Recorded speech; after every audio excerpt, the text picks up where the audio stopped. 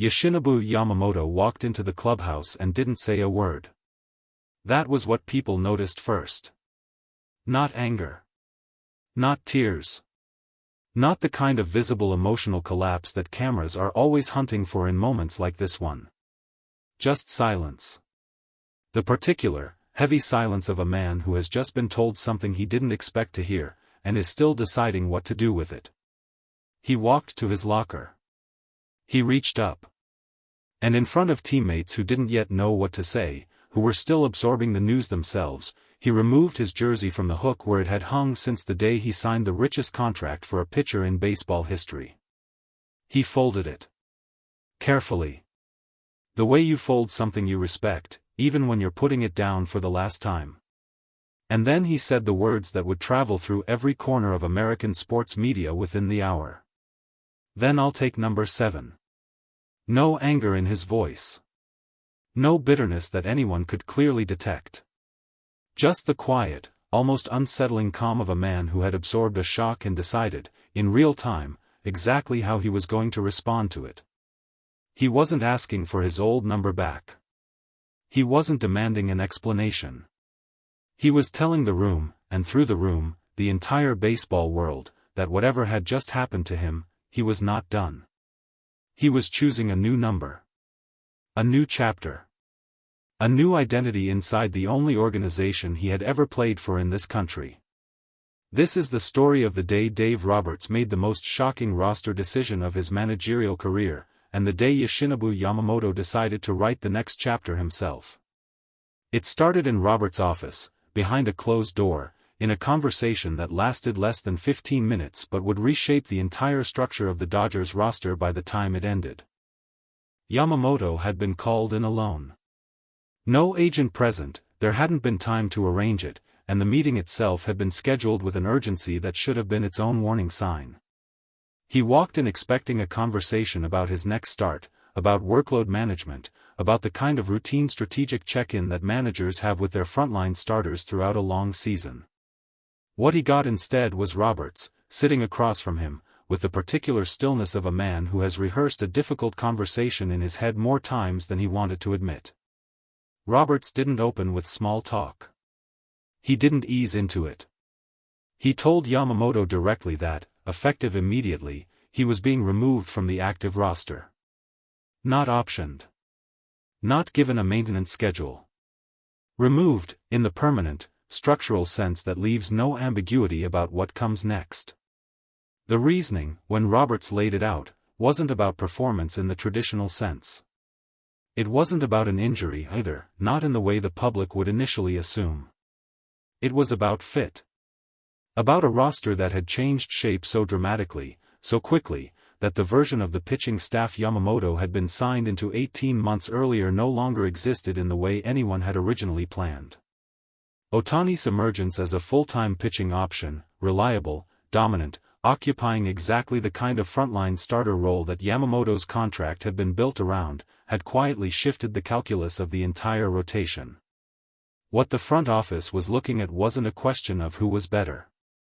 It was a question of how two frontline starters with overlapping skill sets and overlapping roles could coexist inside a 5-man rotation that, mathematically, simply didn't have room for both of them operating at the workload the organization wanted. Roberts explained all of this. Yamamoto listened. According to people who later described the meeting, he asked very few questions. He nodded. He absorbed it the way a professional absorbs difficult news, with restraint, with dignity, with the specific kind of composure that doesn't reveal what's happening underneath it. And then he stood up, thanked Roberts for the conversation, and walked out to find his locker. The Yamamoto decision didn't arrive alone. Within the same hour, the organization confirmed a separate trade, Shaheen and Rushing, both sent to Houston in a deal that the front office had apparently been finalizing quietly for days while the Yamamoto conversation was still being scheduled. The timing wasn't coincidental. It rarely is in moments like this. The roster moves were connected pieces of a single, larger reshaping, the organization clearing multiple paths simultaneously, removing pieces that no longer fit the emerging structure and creating space, both on the roster and financially, for what was coming next.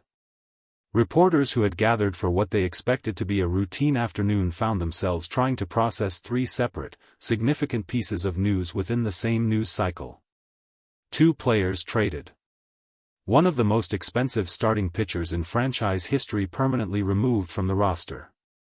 And underneath all of it, the quiet, growing understanding that this was not a series of isolated moves. This was a complete reconstruction. The return from Houston included an infielder whose reputation preceded him by a significant margin, a defensive presence with the kind of range and arm strength that scouts use words like elite and ace class to describe, the type of player who doesn't typically become available unless an organization is willing to give up significant value to get him. The Dodgers had been willing. And in exchange, the Astros had received 2 players who, by all public accounting, still had real value left to give, a fact that made the trade itself, separate from the Yamamoto news, a significant story on its own merits. What happened next happened in front of teammates, not cameras. But in a modern clubhouse, the distance between those two things has become smaller than it used to be. Yamamoto stood at his locker. He reached up and removed the jersey that had hung there since his first day in a Dodgers uniform, the number that had been his since the contract was signed, since the introductory press conference, since the version of his career that this organization had built around him. A teammate, according to multiple accounts that circulated afterward, asked him quietly what he was going to do next. Whether he was going to fight the decision. Whether his representation was already preparing a response.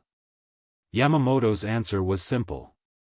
And it was the answer that, once it reached reporters, became the headline of the entire day.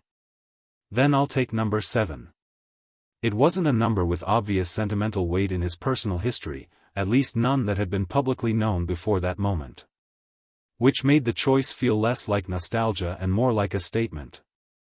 A man choosing a new number not because it meant something to his past, but because he intended for it to mean something to whatever came next. He wasn't walking away. He wasn't requesting a trade. He wasn't issuing the kind of public complaint that often follows a sudden, dramatic roster decision involving a player of his stature and contract value.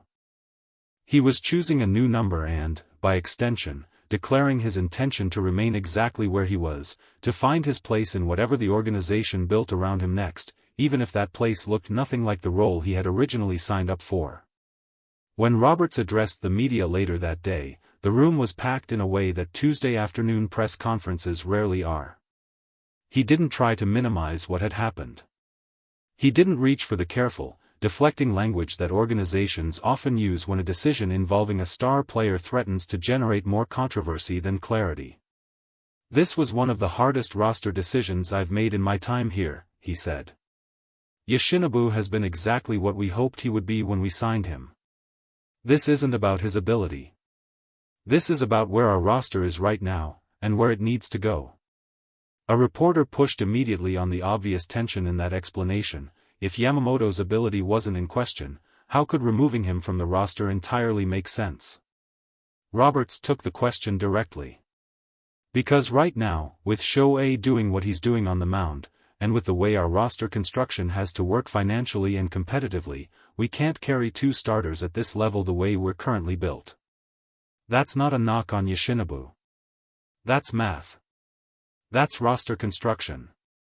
And it's my job to make that call, even when the call is brutal." He paused. "I told him that directly. I told him this organization isn't done with him. This is not the end of his story here. But right now, today, this is the decision that gives us the best version of this team." Another reporter asked the question that was sitting underneath everything: was this, in any sense, Ohtani replacing Yamamoto? Roberts considered the framing carefully before answering. "I wouldn't put it that way publicly, because that's not fair to either of them. But I understand why people are going to see it that way. Shohei's emergence as a frontline starter changed what this roster needed. That's just the truth of where we are." While the Yamamoto story dominated the emotional weight of the day, the infielder arriving from Houston carried his own significant weight, both literally, in terms of the financial and roster commitment the Dodgers had made to acquire him, and symbolically, as a signal of the organization's broader intentions. He arrived at his introductory press conference later that same day, still absorbing the whirlwind of having been traded mid-conversation about an entirely different roster move. He spoke carefully about wanting to contribute defensively, about respecting the history of the organization he was joining, about understanding that he was stepping into a clubhouse processing significant change on the same day he arrived. It was, in its own way, a strange welcome. A player joining a team in the middle of its most dramatic roster reconstruction in years, asked immediately not just about his own game but about how he intended to fit into a story that had nothing to do with him. He answered with the careful diplomacy of a professional who understood the moment he had walked into. "I'm just here to do my job. Whatever the team needs defensively, whatever they need from me, that's what I'm here for. The rest of it, that's not mine to comment on." The Dodgers roster, by the end of that single day, looked structurally different than it had 24 hours earlier. A frontline starting pitcher, signed to one of the largest contracts in franchise history, no longer active on the roster, not injured, not underperforming, simply no longer fitting the mathematical reality of a pitching staff increasingly built around Ohtani's two-way dominance. Two players traded to Houston in exchange for a defensive presence the organization clearly believed could elevate their infield immediately. And at the center of it all, a quiet, defiant statement from a pitcher who had just lost his roster spot and responded not with anger, not with a trade demand, but with a single sentence about a jersey number that suggested he had no intention of going anywhere. "Then I'll take number 7. Whether Yamamoto returns to the active roster later in the season, whether the math that removed him today shifts again tomorrow, the way roster math in baseball always eventually shifts, remains to be seen." Roberts was careful, repeatedly, not to close that door. "This is not the end of his story here," he said, and he said it more than once, in more than one way, as though he understood that the words needed repeating to be believed. But for now, the Dodgers clubhouse holds a jersey with a new number on it, hanging where an old one used to be. A quiet symbol of a player choosing to stay and rebuild rather than walk away from a decision that, by any normal standard, he would have had every right to be furious about. There is a version of this story that is only about numbers. Win-loss records. Contract values. Roster construction math that explains, in cold and rational terms, why an organization would remove one of its most expensive investments from active competition. That version is true. It explains what happened. It doesn't explain why Yamamoto folded his jersey carefully instead of throwing it. It doesn't explain why his first instinct, in the rawest moment of professional disappointment, was to choose a new number rather than demand a new team. It doesn't explain the quiet dignity of a player who heard the hardest sentence of his career and responded by signaling, immediately and without prompting, that he intended to stay and earn his way back. Roberts called it the hardest roster decision of his career. Yamamoto called it number 7.